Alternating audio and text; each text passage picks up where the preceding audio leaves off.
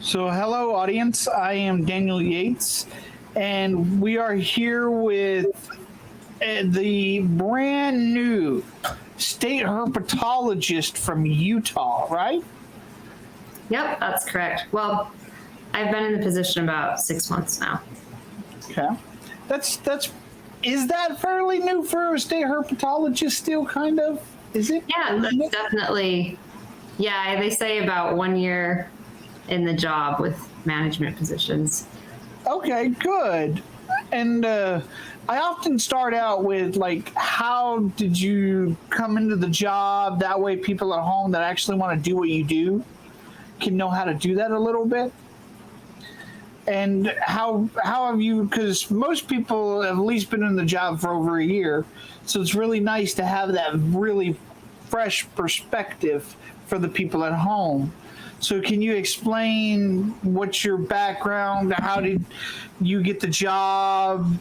How did you? How's your first 6 months been? Like the training regiment?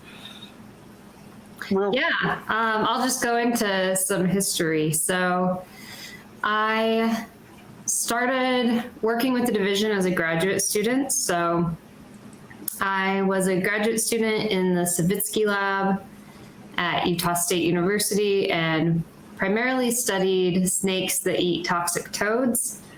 Cool. And this position to work with the division came up 2 summers ago. And so as a graduate student, I contracted with UDWR to validate some community science records. So Cool. There's a project going on where community scientists went out and they submitted their photos of herps that they saw in the wild to the state, but they needed somebody who was able to confirm the identity of all of these animals.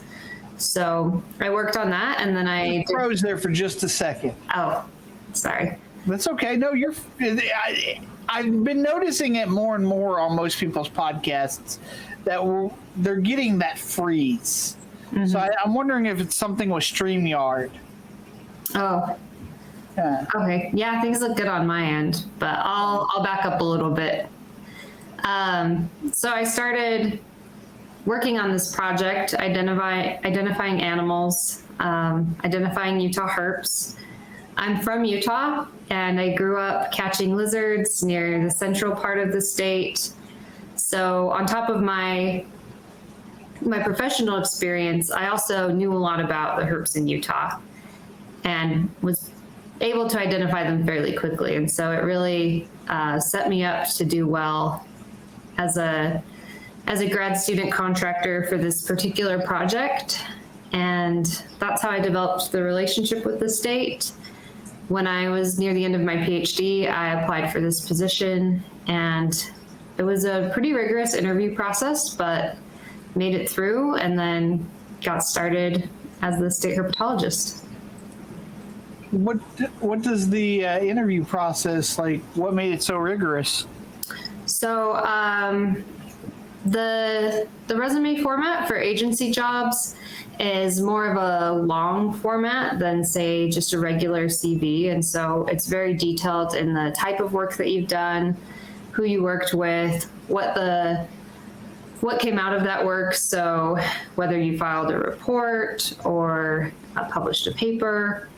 And then there's an in-person interview. And for my interview, I also provided an example. So I was given a topic and I had to write a grant on that. So it's a combination of interviewing, writing, documenting your previous experience. That's great. I've been explaining to people on here, like a physics or chemistry degree, you can usually get into the private sector with just a bachelor's. Mm-hmm. I just absolutely love to have people. I mean, going any further, if you're going into the private sector, is sometimes a waste. If you're just going to be a chemist or a physicist, whereas biology, you really have to have that master's or doctorate to really be in the field. You're just fine. A master's or PhD is usually required for some of those higher level management positions, but we do hire people to work in biological positions with a bachelor's degree, or people who don't have a bachelor's degree yet. So, for example, field technician jobs come up every spring. That's a really great way to get acquainted with management jobs, to get out if you're wanting a wildlife job or a field-oriented job. So a PhD isn't necessarily always required. I will say that, especially since this is a podcast for people who are herp enthusiasts, there are so many amphibians and reptiles in the world, and in order to really have that specialized knowledge, it does take a lot of time. So just being able to have a grasp on the taxonomy, where things are in the world, why they're named the way they are. There's unique physiology for so many of these species. It really is just time, and getting a master's or a PhD gives you more of that time. It's insane just how much time goes into that, and just getting a paper for anything is just wow. Yeah, free time. What's free time? I don't know what that is anymore. But I just had something just a second ago. Have you Utah? So the most famous herper in Utah that I know of is Clint's Reptiles. Have you got to meet him? I haven't. I was actually just at the Utah Herp Expo, but I don't think I ran into him. Because he has a whole facility and stuff, and I'm sure he would be awesome to spend time with as an actual zoologist. Now, I'm not very good at zoology and naming things and stuff like that, so I stick with my chemistry and physics. So I love my animals, but I'm okay with just that's a bearded dragon, that's a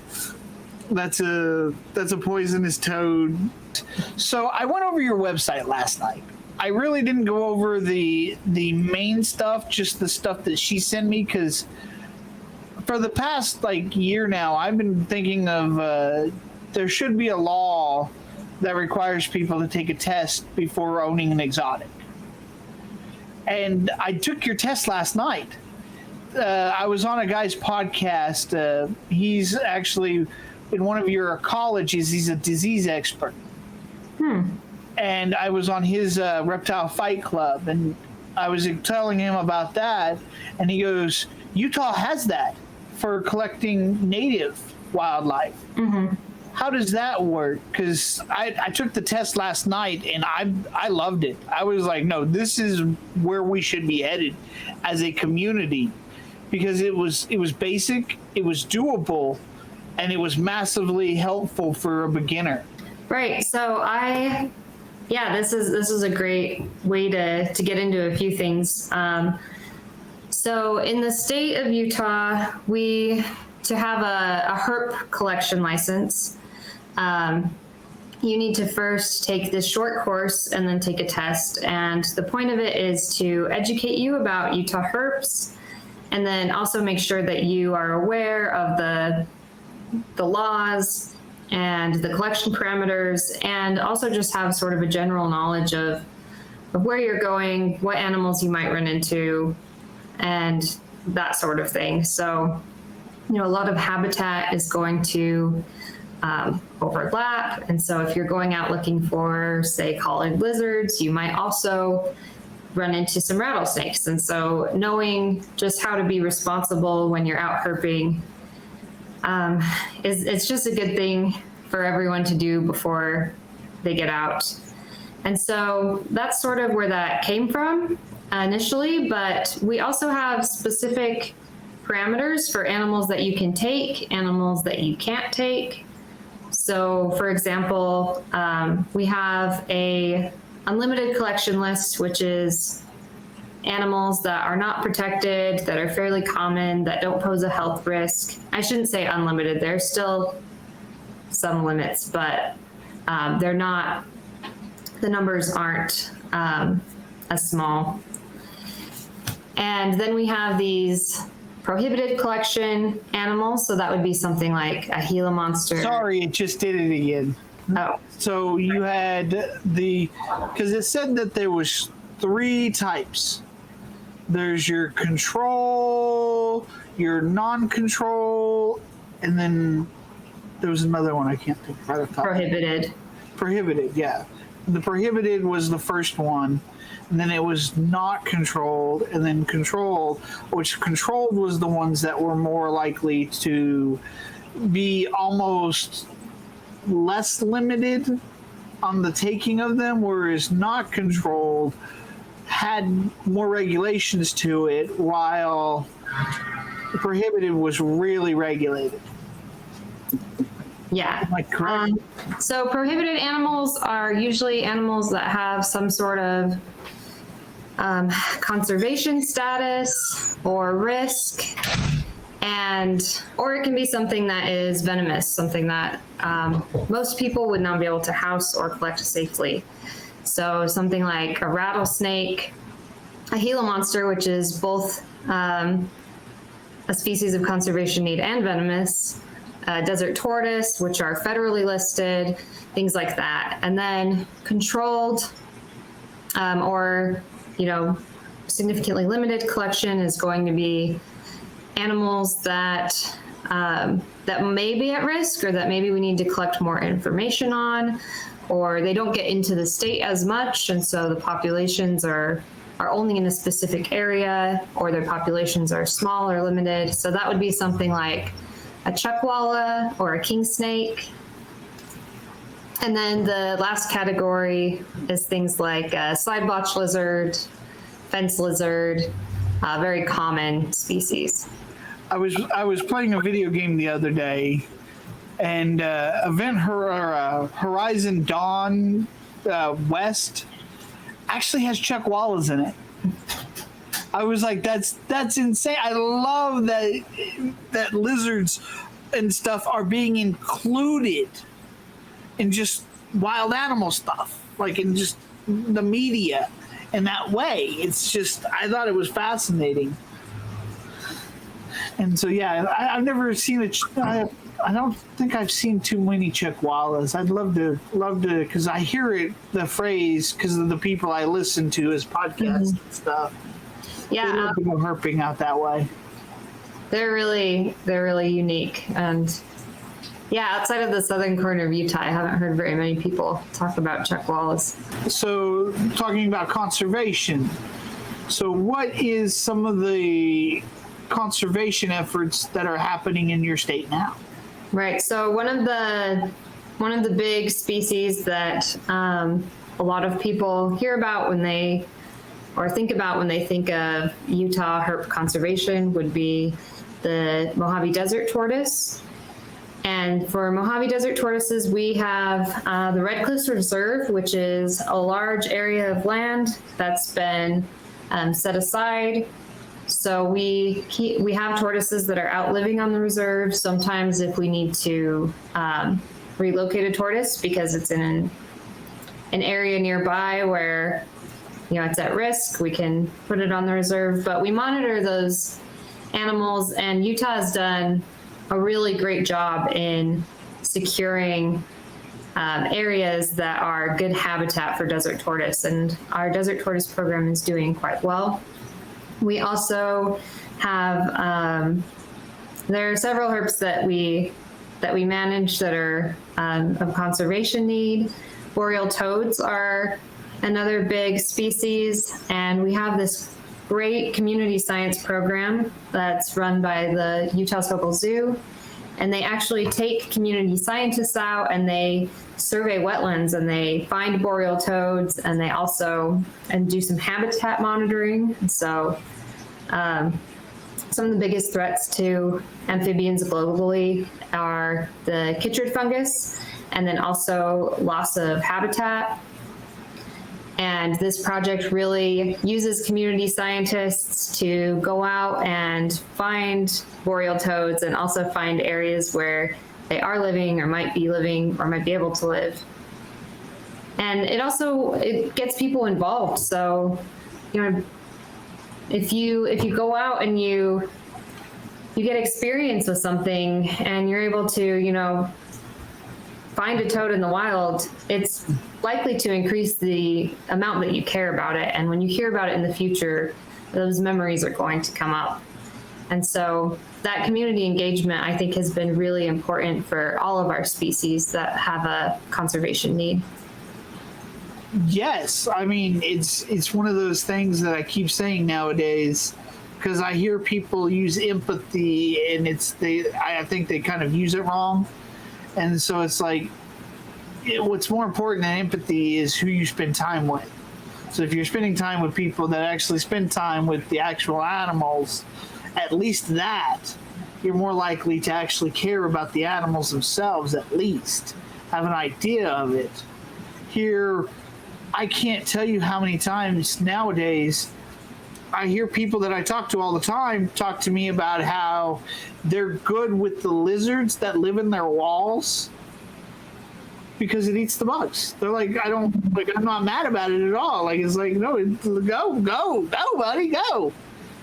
And that's the thing, is because I love these animals so much, it kind of just has that cascading effect on people. So it's really nice that you can get people involved. And I see that you guys talked about that, and that was one of the big things to talk about, is how do people get involved. But you said the site might not be up. Yeah, so we do have some current ways of tracking, and then we're also working on some new things. So one of the things that people can do now is we have an inaturalist group for herps of Utah. And basically what that group does is, if somebody is out herping and they find an animal and they want to share its location with UDWR so that we can use that data to track the species, we do a few different things with those data points. So we can look at the range of a species. We can start to make estimates about the size of the population based on how many records we're getting from there. And then we can also look at the type of habitat that it was found in and contribute those to habitat suitability models and analyses. So just a few data points from lots of people gives us a lot of information. It doesn't just tell us that this snake was here on this day. It tells us so much more about why it was there, how many snakes might be there, what time of year it's there. And so this iNaturalist group is a great way for people to contribute those records, and records that are contributed in the group are unobscured to us. So that means that if somebody submits a record on iNaturalist to the Herps of Utah group, we can have all of that information associated with the record. So we can have precise coordinates, we can get information about elevation and weather in the region, all of that. So it just really improves our accuracy and our ability to get as much information as that from that one record as possible. Yeah, a lot of states have things similar, but not quite. Like, I think you guys are trying to take it that next step forward. Yeah, so I love it. Our second phase. Yeah. I just published the interview with California. Oh. She's been doing it since the 80s. And oh my God, it's absolutely, it's fantastic. It's a lot more open than this is, but she was just absolutely fantastic. That's the leadership that we should actually strive for, is somebody who's realistic and stuff, and actually puts thought into stuff. And this is what, I'm trying to do. And like the website that I would like to have for like what we were talking about is that licensing program thing. The rescues are like, yes, we want this. We need this. While most of the actual herp community is like, no, we don't want this. Because a lot of them fear what people are going to do with those laws and just take them too far, take them so much farther. And it's pretty wild And so there's a lot of fear of being too restrictive and just being overwhelmed. There's possibly some legitimate arguments for that, because we've seen what's happening in Florida. But one of the big things that I took away from the California thing is they don't have a give us the data for what you find. They have give us the information on what you find dead. So you're able to do both. You can contribute records to HerpMapper or INAT. You can contribute records of dead animals. Utah also has a roadkill app where you can submit a record of something you found dead on the road. And that roadkill app applies to not just herps. So it's any roadkill that's found. I know what the importance is of this. Why is this important? So I will say that as somebody who works in conservation, I do first and foremost believe that wild animals belong in the wild.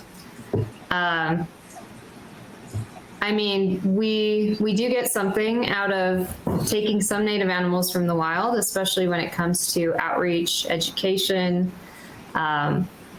getting people to care about animals. So there are, good and legitimate reasons to go out herping and take an animal.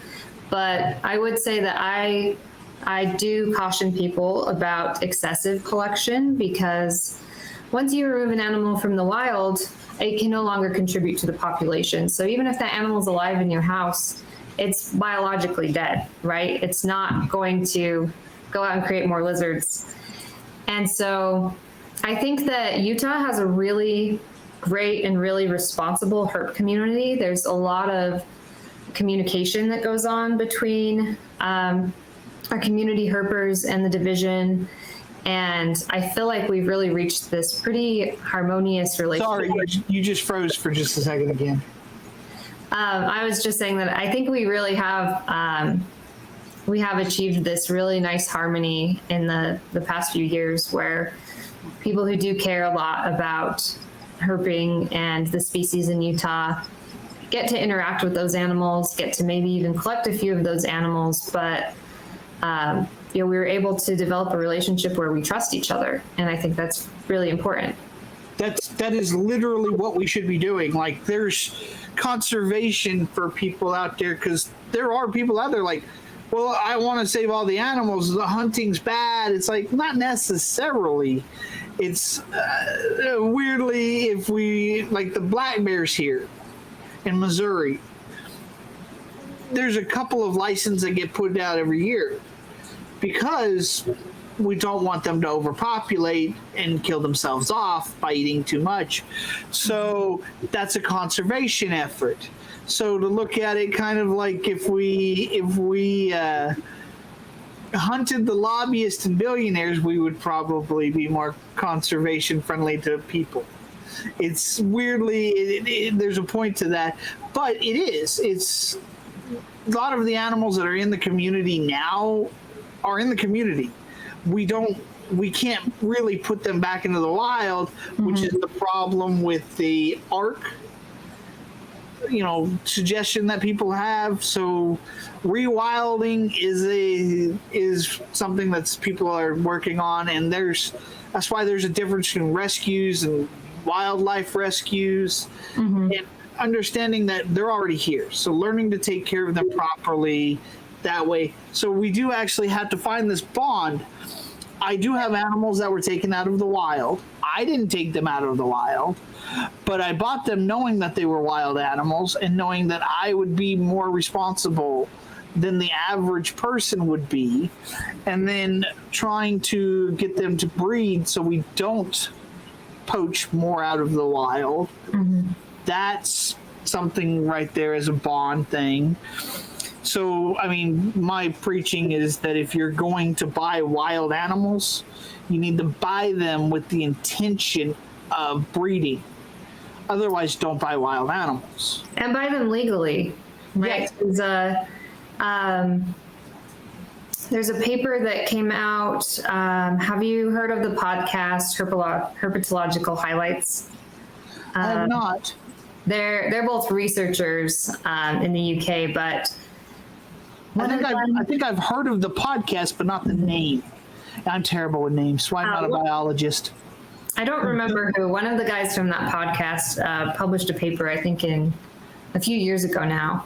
But he got a big team together, and they went through, and they sort of did this estimate of how many animals are being traded that were likely taken from the wild, illegally, versus how many are actually going through the proper channels and being regulated. And it was a really interesting thing to read. But yeah, making sure that you find a reputable person to purchase animals from. And that's my Peter Banded skinks. They're hard to breed. Mm-hmm. They're hard to get bred, but they are the best pet lizard that you'll never see. Like, because they're not nocturnal. They come out right at dusk and dawn. Mm-hmm. They're the two times that they might come out. Other than that, they bury themselves, and they're just absolutely wonderful. If I can get them to breed, I will try to study them for 3 years so we can actually understand their growth rate, so we can understand when they're an actual full adult or not better. And then on top of that, I'm only going to sell the ones like that, if I do at all, to actual people that are going to breed them. Mm-hmm. So it's like, so we push the deal there. But originally what I was going with the California thing was, why alert you to dead animals? Good. Yeah, that's a good question. Because first of all, it allows us to know what animals are in a certain area. I mean, anyone who's gone herping knows that you don't always find what you're looking for. Sometimes after, several nights in a row of driving up around a road. But so it can tell us what's in the area. And that way, even though it's really unfortunate for that population that animal died, we can at least know that they're there, and we can be aware. It also allows us to identify roads that are a problem. So if we have a road where animals are being hit all of the time, then maybe we need to do something to keep that from happening. Put up some signage, or enforce a different speed limit. Yeah, a lot of states are going to actually over a wildlife overpass. Mm-hmm. So it's actually able to climb over the road itself. But the other thing is diseases. If getting new diseases in, you should see populations drop. And that's actually alerting, because I am very big on diseases. I went off on one of the podcasters because I thought he was talking about not quarantining. And it's like, no, I am huge on quarantining and doing it properly. And I have videos about it, and people get on to me because I didn't add substrate with my Peter Banded skinks, but yet I layered the newspapers where they could get between them. And it's like, no, you don't want the loose substrate, because now if they have a disease, that disease is in the substrate. So when you get rid of it, and we're not using bio bags, mm-hmm. we're not getting rid of it properly. So you're actually taking less risk by not having the loose substrate, because these are actual caught from the wild. Mm-hmm. And I don't want my other babies, my other scaly babies. I am a beardy mom, so forgive me. And so I don't want my other babies to get hurt, to get diseases, so we separate them out. And then on top of all of that, it gives you an opportunity to start looking at the body language, and so that you can actually understand where these things might actually be sick. I've got a Peter Banded skink that is blind, mm-hmm. or hard of sight. Now, if I wasn't able to understand their body language, there's no way I'd be able to tell that. And I've seen how they die. Mm-hmm. And so understanding that in the wild, if you can actually watch where they're dying, if you see a certain group that just die, it's like, well, is there a new disease for some reason that's here? And this is actually wildly, massively important to understand the diseases. And I am very firm on that. And at a very large, or a much larger scale than,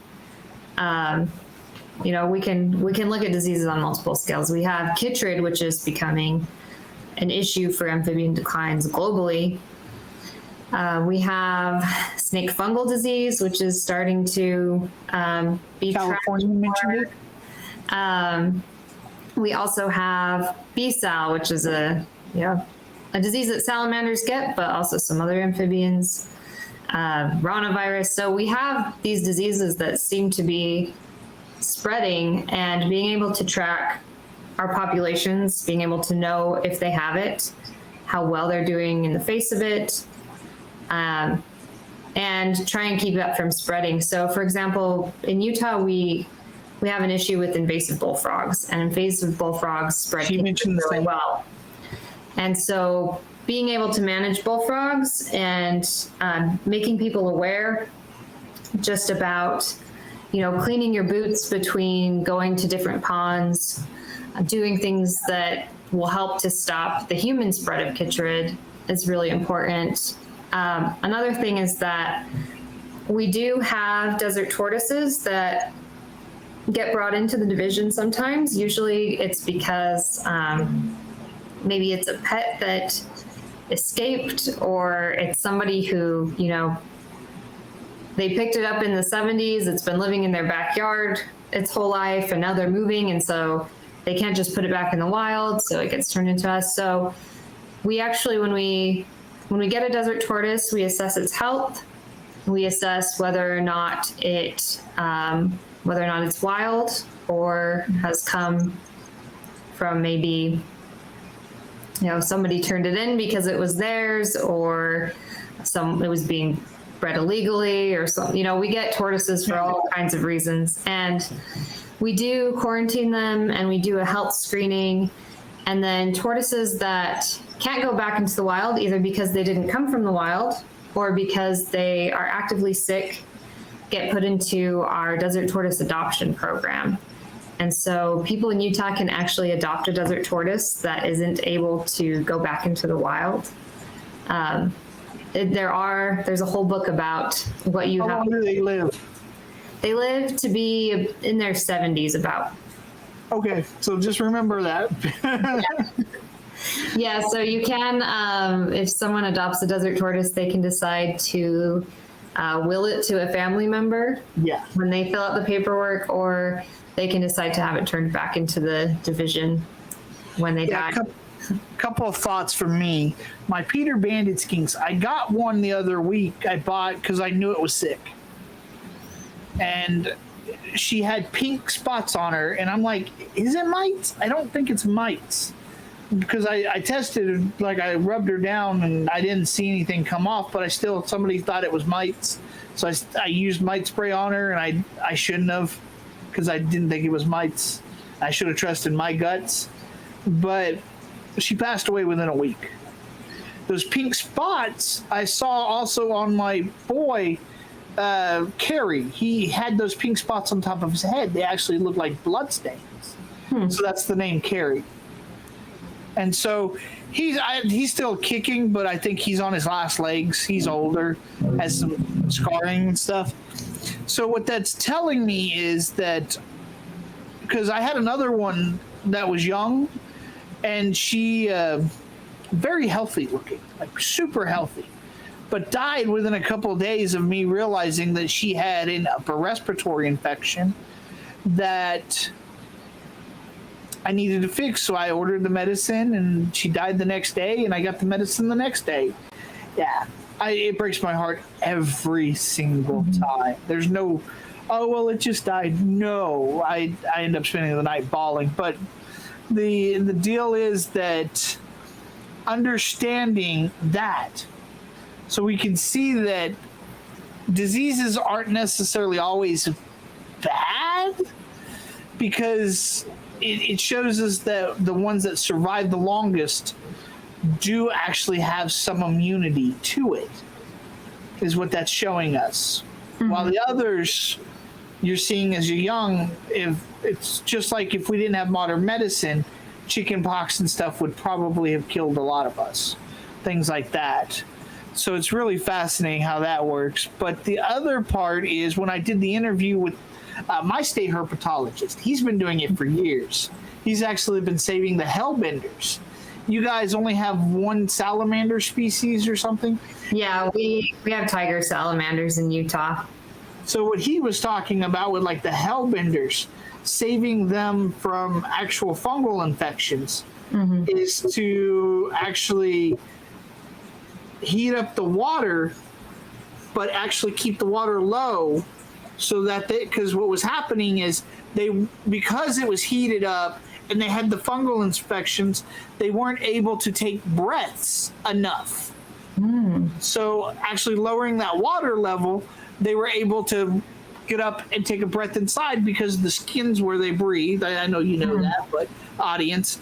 And so that's really something that we should be talking about when it comes, because as herpetologists, as herp people, we do talk about reptiles, but we don't talk a lot about amphibians because it probably is very hard to keep them in captivity. That's probably why we don't talk about them, but they do exist in our country, and they are a big thing that we need to talk about, the actual saving of them. Right, and I think that that's one thing that we explain there, I think pretty well on our herp collection site, is that if you're going to take an animal from the wild, in the case of chytrid, particularly an amphibian, is that you have to keep that animal now, because let's say you take a bullfrog or a leopard frog or something from a local pond, and you decide you don't want it anymore, so you go and throw it back into a different pond. If that amphibian had some sort of disease, you could have just given it to a lot of new frogs that didn't have it before. And so when it comes to diseases, we need to be really careful and really intentional about where we're taking animals from and what's going to happen to them for the rest of their lives after we do it. So it's not something to be taken lightly. Yeah, like my degrees in physics and polymer chemistry focused on medical technology. I studied how to target cancer cells in Zika and Ebola and things like that. So that's why, like, to me, this is actually really, like, why I'm so dedicated to this stuff. And there's so many new sciences out there that people don't really know about, that I made a little video about that and stuff that we could actually do to, like you said, you're very big into not collecting animals, stuff like that, not as pets probably, but that I talk about polymers is we can actually grow our own cells for studies and stuff. And so what you can do is you can actually take and grow your own like liver cells and kidney cells, and then you can take medication and actually deliver it to those cells directly, and that would cut down on the amount of animals that are actually being taken for studies. Period. And so that's one way to actually save animals, is to actually learn these new sciences. So it's really one of those things. Pushing science is actually a big thing for me. And I'm trying to study how to communicate science better. How successful, like you said, it's new, but because I do really would like to understand where like a licensing program and this type of program would actually help other states out. So how like successful have we seen so far? How long has the thing's been going on? Yeah, that's a great question. So there are several species that are endangered in the West. Two that I've already mentioned. So the boreal toad and the Mojave Desert tortoise, those species aren't just in Utah. So there are several surrounding states in the West that are also dealing with management and conservation of these species. And so when we're collecting data on these species, we're able to share them with other states, maybe researchers at universities, and we're able to take all of our data and put it together and establish, for example, boreal toads. I'm going to use that as an example because I've been talking to a research group in Colorado about boreal toads. Because boreal toads do have a pretty broad range in the West, and different states are working independently on their conservation and together. So when we have good documentation, when we implement a new management plan, something like that, we can share that information with another state, and it helps them to better understand the full range of the species.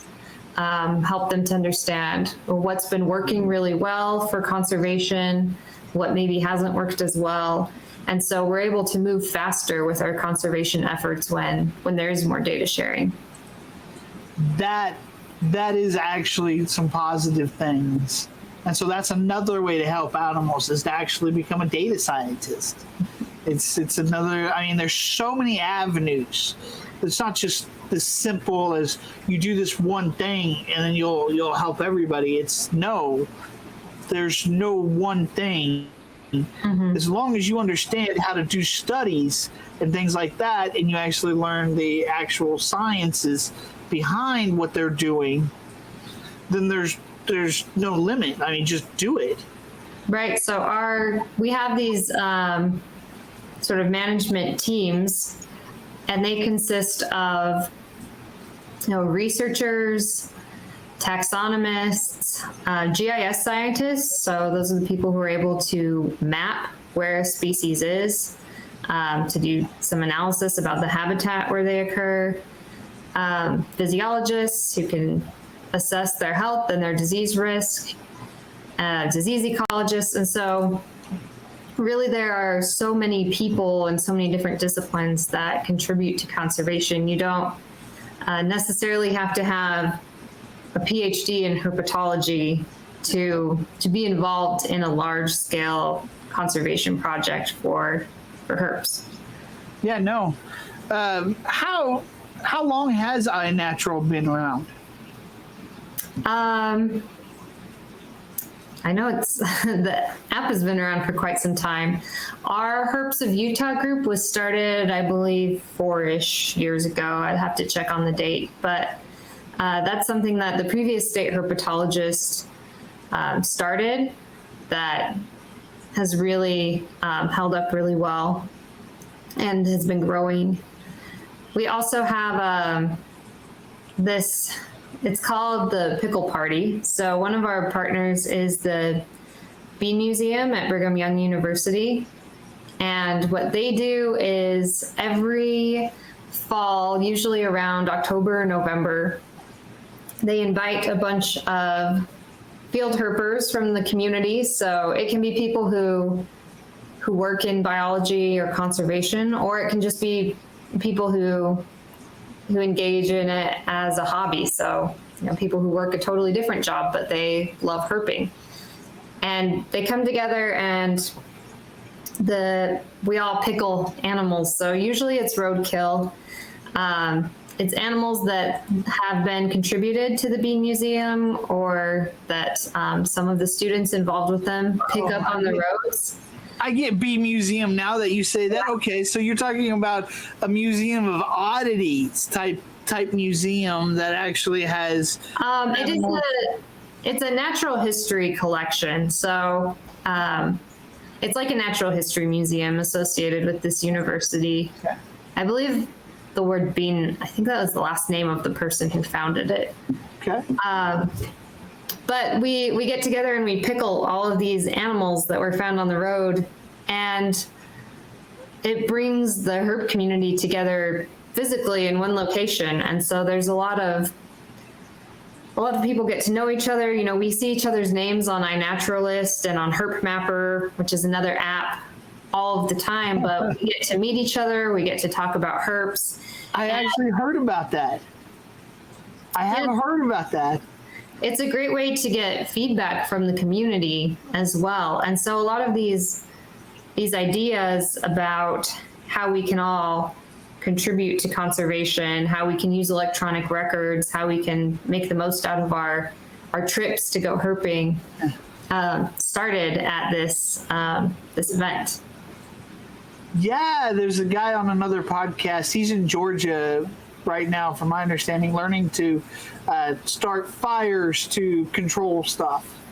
And that's conservation that most people don't think of, is actually fires can actually be conservational friendly if done properly. But that's a whole nother story.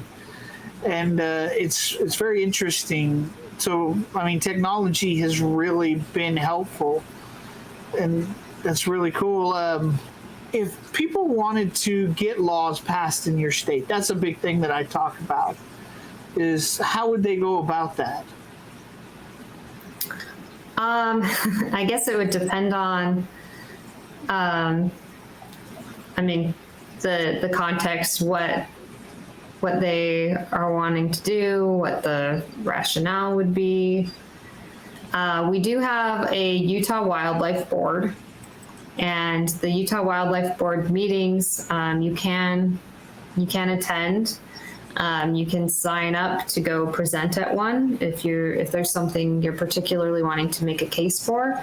But all of our amendments and our decisions go through the Utah Wildlife Board. So, for example, if there's an animal that is not controlled in the state of Utah that somebody feels should be controlled, so like a prohibited or limited possession, they would need to present that case to the Wildlife Board. And then the Wildlife Board would need to vote on that to decide whether or not it was warranted. See, I love the California lady, because she was very much like, okay, we really do want people to participate more. Mm-hmm. So I didn't know if that was a thing like that, because I don't think enough people realize that most states have a wildlife board. And that's, you go through the board and then you try to get all this stuff. And they're not elected officials. They are people that are put there. But there is transparency usually with the public.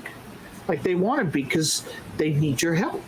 Like it's not one of those organizations where it's like, well, no, we want to control everything. It's like, no, we can't. So we actually do need the public's input on things. And that's when they've probably done properly. I mean, 4 years is not a super long time, because, getting people involved and getting them to understand the system for the first probably couple of years. So one thing that I haven't talked about yet that I've been meaning to talk about, I just slipped my mind, was that herp search project that's going on. So that's the project that's sort of starting in inaturalist and developing. I analyzed some of the data from that, and what I found was that common sites are visited more commonly. So if you know that there's a road down in southern Utah that you're going to be able to drive, and you're probably going to see several species of snakes on that road, that's probably where you're going to choose to go, especially if you're taking a trip down there. You're driving like 6 hours just to go do this. You want to maximize success. And so what we found when we analyzed a lot of our data was that a lot of people are going to the same spot, and they're logging animals in areas where we already know they are. And those records are still very important. But what we're trying to do is contribute to that with some discovery. So our goal is to create this interactive online map where if somebody says, hey, I want to go herping, but I want to provide a record that can help with expanding the range of a species, or I want to be more involved in the discovery. I want to find king snakes in this area of the state where I don't know where they are. We have this map that will sort of direct them. So we have these sort of priority ranges where we say, hey, this area is publicly accessible land, and we don't have any records there, so we don't know what's out there. And that way people can really maximize the value of the data that they're putting in. And it's also fun for a lot of people who are going herping too, because they get to provide a novel record, right? They get to be the first person to say like, hey, there are horned lizards out on this plateau. We didn't know about that before, but I found them. And so it's a way to get really important information that we don't have. And also I think is a really fun and exciting thing for the people who are involved in the discovery aspect. When I took the test, a lot of the phrasing I almost felt was kind of a little elementary, but I still loved it. Like the trashing and flipping, and it's like they're very simplistic, but very, very like, you know what, like I didn't really have to take too long to read to figure out what you guys were talking about. And I don't belong to a lot of herp communities like that, and they're not, surprisingly, they're not that big out here, but it's great to see how big they are where you're at. And I really found that fascinating that you guys actually kind of, does that really like show up in the community itself? Those words are legitimately what you guys use? Because I love it. Don't get me wrong, as much as I might say that it's still great because it's a community building thing. And then on top of that, when you do, people want to go out and find new ways, new places to herp, does that help with conservation? Because it might actually go, okay, so we can't build here because of these animals, so actually doing that, like what are some of the things that you might see that might actually help with conservation if people go out in new areas? Yeah, so well, for example, there are a lot of herp species that we just simply don't have enough information on. I mean, herps can be really hard to find, especially if you're not even looking for them. And so the more records that we get in new areas, it alerts us to populations. It allows us to expand their range potentially if we know that their range is extending into an area where we didn't know it extended. And if we're able to track and we're able to find that we actually have more of a species in the state than we thought we did, it could change its status. So it could go from being a species that we assume is in trouble because we don't have very many records to a species that we can confidently say, oh no, this species is doing well in the state of Utah. We're doing enough for it, or maybe the opposite. Maybe we find that we need to be doing more. And is the community so big that you guys actually have your own kind of language for it and your own terminologies? I would say that the herp community is, I wouldn't say that it's like huge. I mean, it's not like, it's not thousands of people, or, maybe not even really hundreds of people. You just need to be connected enough. It just needs to be good communication. And one example of that is, so we actually, based on the records that the state had, we actually weren't really sure about the number of desert iguanas or the range that we had in the state. And so we had this community herper, this guy who's really into herping. He puts records on INAT all the time. He posted some records of desert iguanas. And so I actually was able to go out there with a college class, some students who were studying field ecology, and we scoured this certain area, and we actually were able to confirm that there is a population of desert iguanas in this area, and we were able to confirm that. And so now we can get more information by visiting that area more. We can start to establish how big that population is, how far their range extends into the state of Utah. And that all started with a few records from a person who doesn't even work for the division. I love that. Like, that's great. Yeah, I mean, we're coming up on an hour. It doesn't feel like an hour. I appreciate you. I do. I think we've covered just about everything. The permit system. Let's make sure that we've covered our bases here. Is there a fee? How do you apply? So there is a $10 fee for the animals that you're able to collect with that general herping license, and then we have a self-reporting tool. So when you take the test, when you pay your fee, you enter into this agreement that any animal that you do take from the wild, you will go onto our website and you'll put it into our self-reporting tool. So that helps us to know where people are getting those animals, how many they have, how many have been taken from that area. It also helps us to track, if an area is really getting hit hard, if a lot of people are taking animals from the same one spot, then it lets us know that maybe we need to monitor that population, make sure that we're not taking too many individuals from a certain area, things like that. So using the self-reporting tool is very important.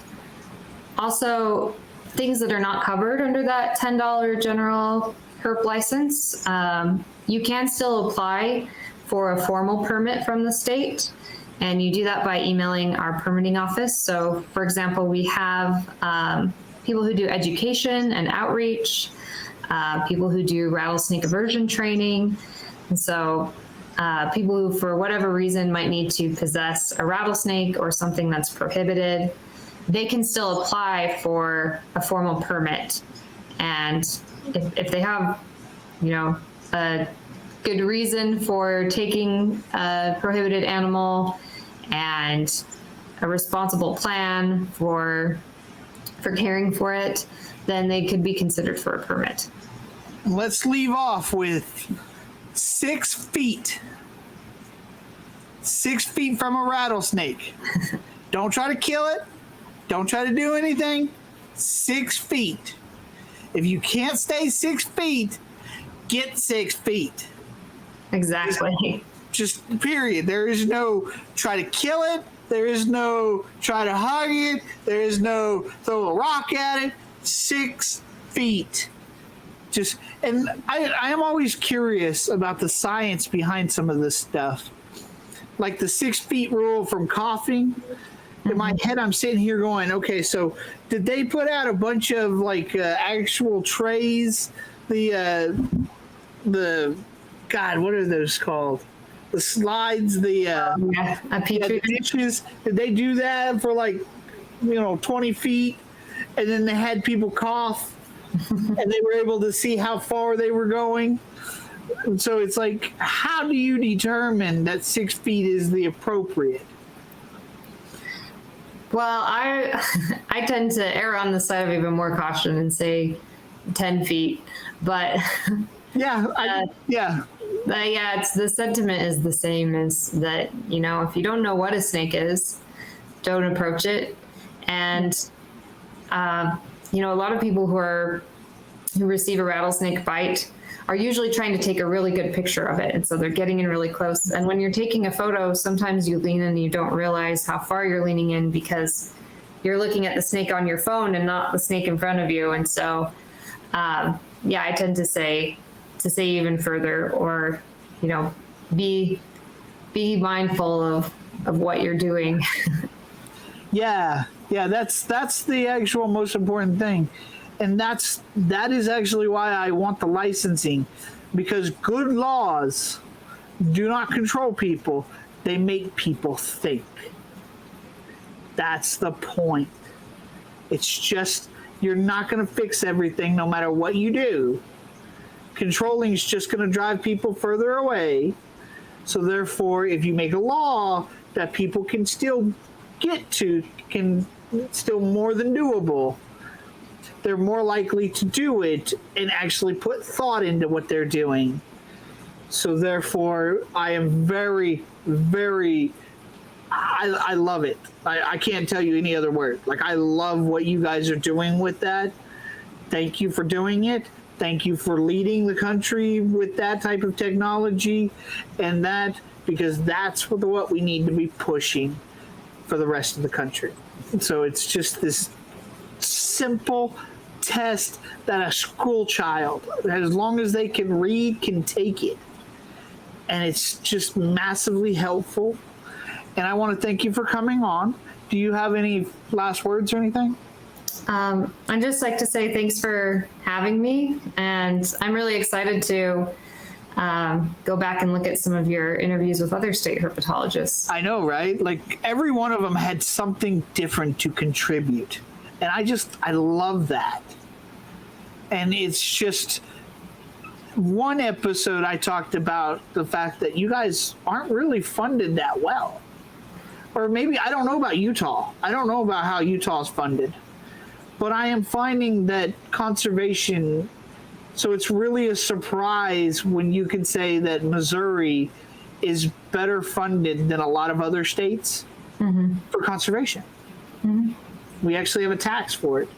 So it's really, so the amount of effort, the extra effort that you guys have gone through, I'm like going, I'm really curious about the funding on that, but that really wasn't part of the questionnaire that you guys were that, and I don't think that might not be something that we want to talk about too much, but it's really fascinating, and I encourage people to look into their personal state's funding of this stuff, because literally, stuff that we just saw with Florida and the killing of the snakes is that people, when you actually do educate them and let them know that their pets and stuff with conservation they actually take note. Like, this is so much more important now after a tragedy, and we could actually learn from that, and we could actually increase conservation of the United States.